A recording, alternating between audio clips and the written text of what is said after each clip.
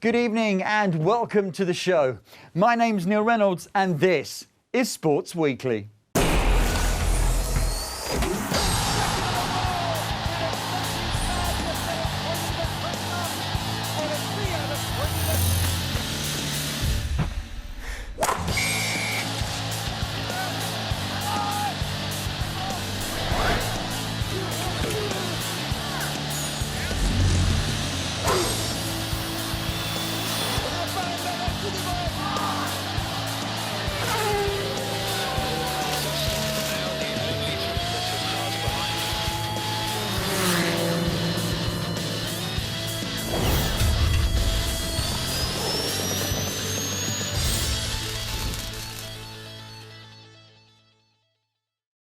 Right, so what's coming up on tonight's show? Well, firstly, a roundup of what's been going on in sport over the past week around the sporting world.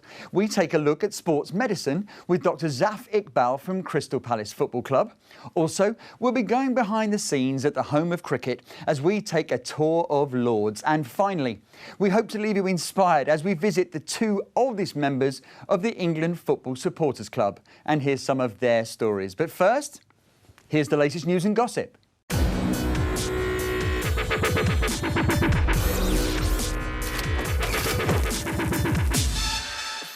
Chelsea's 8th successive Premier League win cemented their place at the top of the table.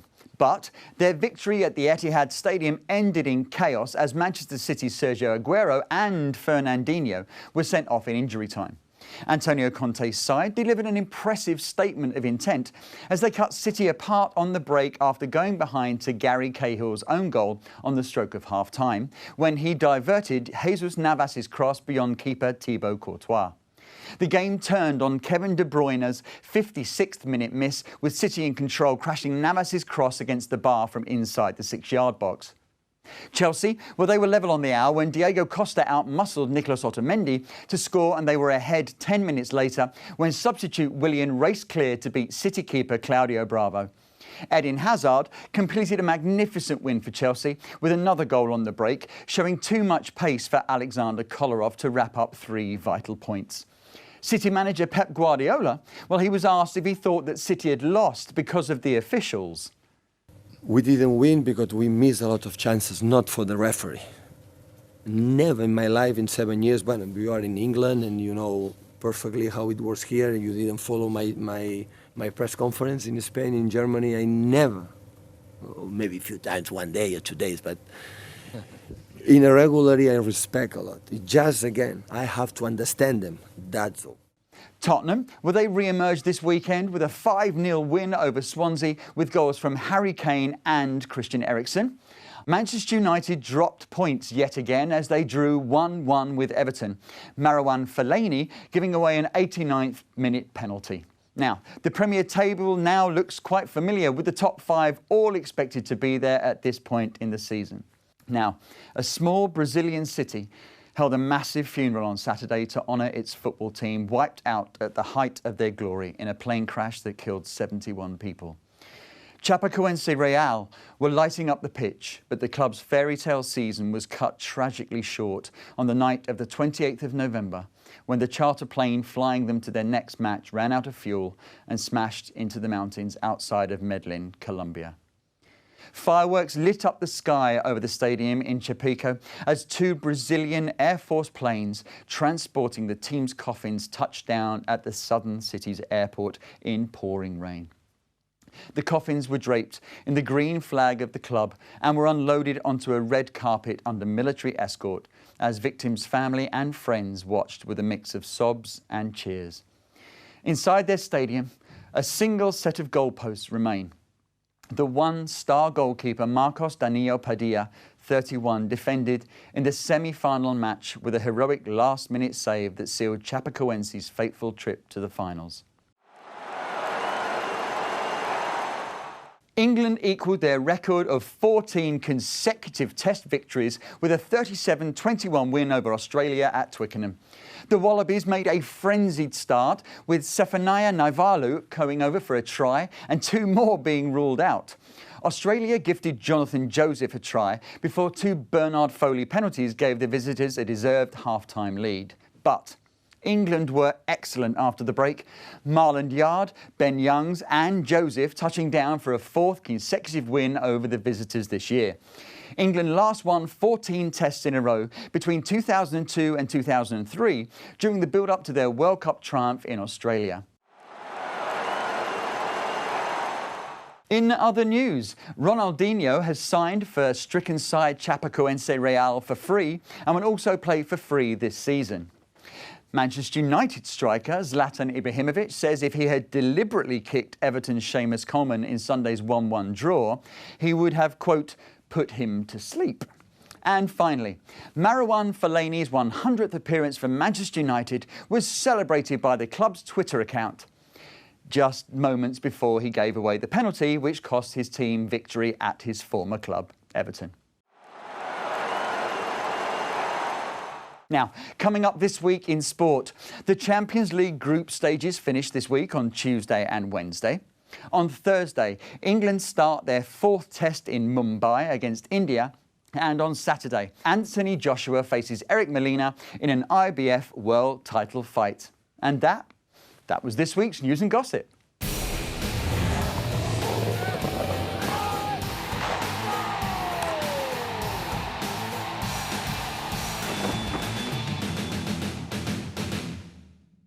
So, on this week's Sport of the Week segment, something a little bit different. Today, I'm joined by Dr Zaf Iqbal from Crystal Palace Football Club, and we're here to talk about sports medicine and some of the things that he's been through in his career. So, Dr Zaf, welcome. Thank you. Thank you for inviting me. No, it's fantastic to have you here. So, you're currently at Crystal Palace. That's right. Can you tell us a little bit about your career leading up to the move to Crystal Palace? Okay. So, initially qualified as a doctor in '99. And then I was going to have a career initially in orthopaedics, then went down general practice route because I'd started a family, and then I got a knee injury. And the care that I received in the NHS as a result of my knee injury was quite poor, so I decided to specialise in sports medicine, and that qualified in Masters in Sports Medicine in 2005, and then started setting up some sports medicine clinics. One thing rolled into another. Got a job at Leyton Orient, FA, England youth teams, and then 2007 got an opportunity to work at Tottenham Hotspur Academy, then moved on to the first team at Tottenham Hotspur, and then 2010 I got another piece of luck, got an opportunity to work at Liverpool Football Club, and I was there for 5 seasons, quite a lot of highs there, and then I had to move back to London because of family reasons, and then got an opportunity to work at Crystal Palace, which is where I'm at now. Now, obviously, when we look at footballers, especially, a lot of time there's a misconception, I think, from the general public. It's like, for example, with Gareth Bale at the moment, who's got the ankle injury, and they say, oh, he's going to be out 3 or 4 months. The general public will go, well, hold on a minute, he's only twisted his ankle. What does it take to actually treat one of these highly tuned athletes, if they do, for example, say, with an ACL or a sprained ankle? What kind of time frame are we looking at? Sure. It all depends in terms of what structures are being damaged. So when we say an ankle, most people may assume that it's just a simple sprain in terms of the ligaments on the outside of the ankle, which are the most commonly injured during an ankle injury. But in his particular case, there may have been other structures involved. So it may have been tendons that have been involved. Now, I believe that he's had surgery. So there's no doubt that something will have been reconstructed. So that's the reason why it's taken a lot longer than what we normally assume you would take for an ankle sprain. Can you explain to us what an ACL injury actually is? Sure. So ACL stands for anterior cruciate ligament. So it's one of the major ligaments within the knee, which is important for stability of the knee itself. And the reason why it's so important, because as I say, as footballers, you need quite good stability, especially when you're doing lots of pivoting and turning movements. Now, you worked at Liverpool for 5 years? That's right, 5 seasons. How do you get Steven Gerrard and Jamie Carragher, who have been there forever, spent their entire careers there, how do you keep players like that fit towards the end of their playing careers?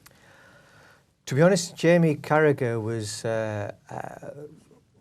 quite a robust character anyway, and he very rarely came into the treatment room as a result of an injury, and he was one of these guys, even if he did have an injury, he just played through it. Steven Gerrard And again, this is information which he's freely admitted in the book. He had a lot of injuries towards the end of his career, and partly because of the position that he'd played as well. And so with him, what we tried to do more towards the end of his career was really about load management. So he realised as he's getting older, he wasn't able to do the same things he was able to do up and down the pitch when he was, say, 25.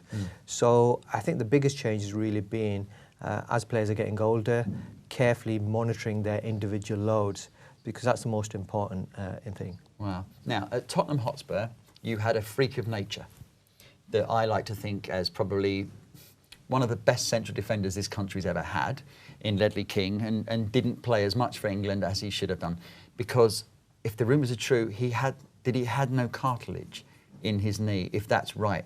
How on earth do you get someone like Ledley King onto the pitch as many times as he played for Spurs?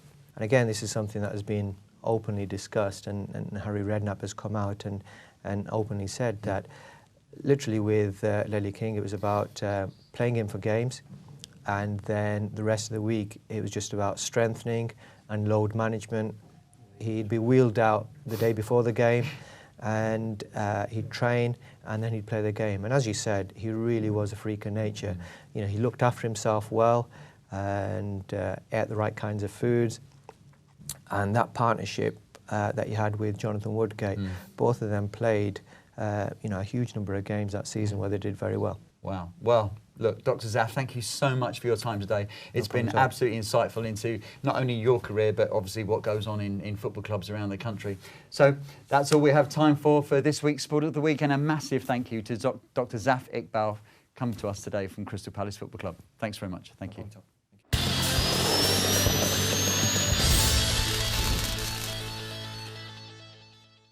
Now, each week we visit sports teams, grounds and organisations to try and show you the things you wouldn't normally see as we go behind the scenes.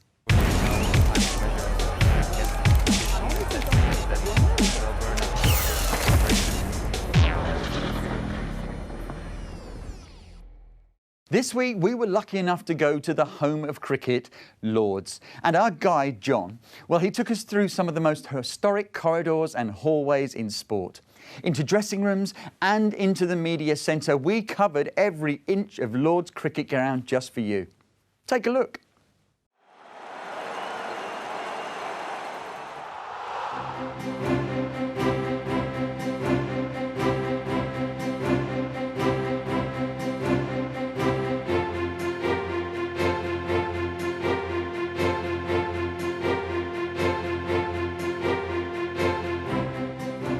Welcome to Lord's Cricket Ground. I'm John. I'll be taking you on the tour this afternoon. This is what it's all about, this little object in here, all 4 1/4 inches of it. This is the original, and to tell the story of that we need to go back quite a long way. We need to go back to 1882. Very early days of Test match cricket. Australia came over to England and it turned into one of Test match cricket's most celebrated games. But it was out of that, really, that the Ashes story really begins, because a few days after the match was over, in a London newspaper called the London Sporting Times, a little advert was printed, and the wording inside read, "In affectionate remembrance of English cricket, which died at the Oval on the 29th of August, 1882, the body will be cremated and the ashes will be taken to Australia." This is the actual Ashes trophy. So this is the one that goes between the two countries. This is the first World Cricket Cup, which was competed for in 1975 for the first time. It's called the Prudential Cup because the Prudential Assurance Company sponsored it.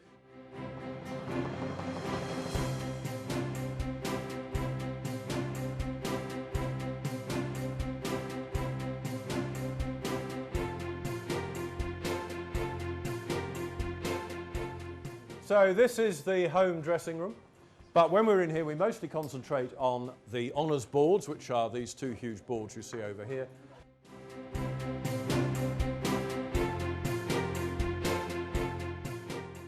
So welcome to the pavilion at Lords. This is the oldest building on the cricket ground. It dates back to 1890, so it's the only building that survives of the Victorian cricket ground. And the room that you are in is the most famous room in the pavilion, and I guess you could argue it's the most famous room in any cricket building anywhere in the world. This is the celebrated Long Room. One of the great things about playing at Lord's is that you make your way onto this famous ground through the Long Room. So if you are an England player, you will come in through that door on the far right-hand corner there. You will walk along to the set of double doors at the back onto the field.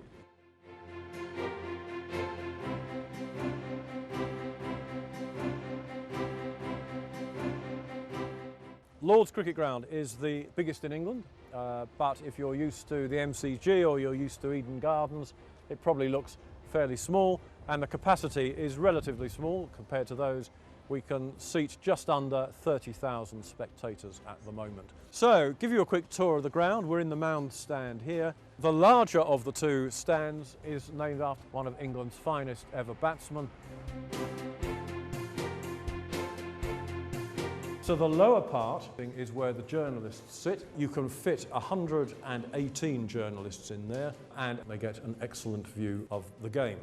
You can probably imagine the reaction of some of the members of the club when they saw the designs for this building for the first time.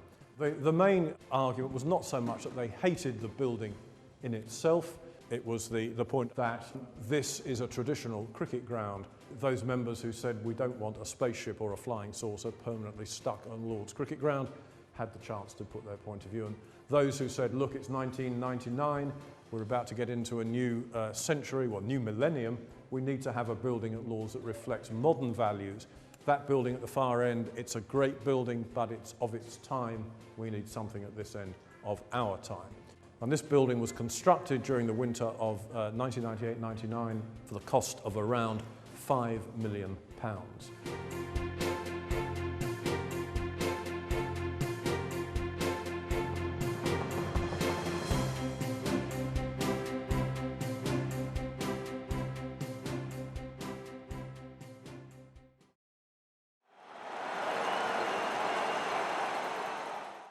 A huge thanks to John, our tour guide, and also to Claire Skinner at Lord's for allowing us such amazing access to such an historic and iconic sporting venue. Lord's, as John told us, has evolved over time and is still as revered by players today as it was for that very first game back in 1814. To round off the show each week, we look at the people, foundations and sporting organisations providing inspiration for children and young people around the UK.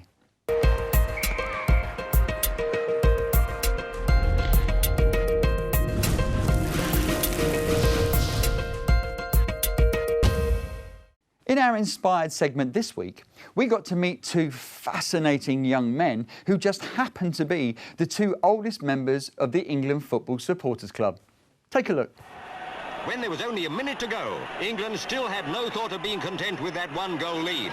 Racing to beat the whistle, Geoff Hurst saw an opening in the defence and achieved a hat-trick.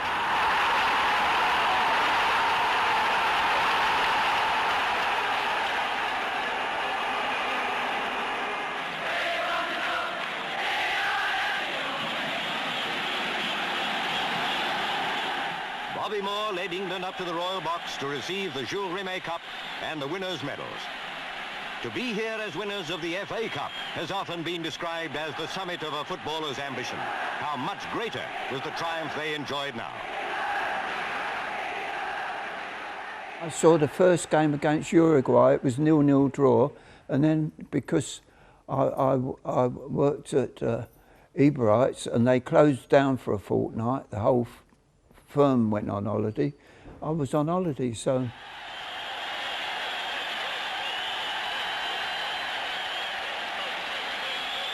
I had the book of 10 tickets, 9 at Wembley and 1 at the old White City Stadium. And our brother Ted worked for us, I think it was Associated Rediffusion, and he was down on pitch side with the sound thing. And when it came to the final and we was in it, Rediffusion never gave him a ticket to get in, and the sports editor for the Daily Express said, "Don't worry, Ted," and he got him a ticket.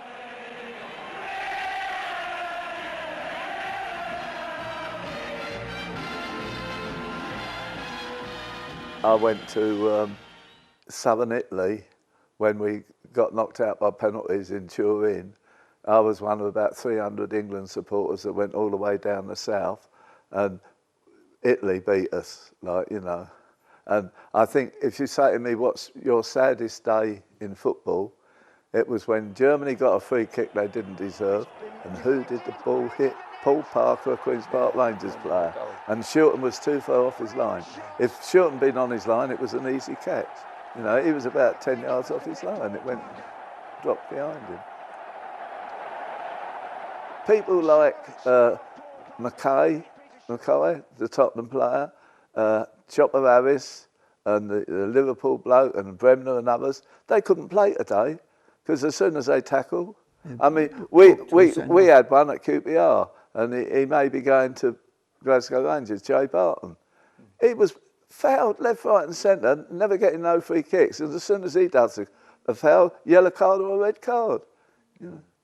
And one of the things that I loved about the Football Association, the head of the Football Association for years and years and years after the war was Sir Stanley Rouse, and he was the president of QPR. So that as a QPR supporter, that really pleased me.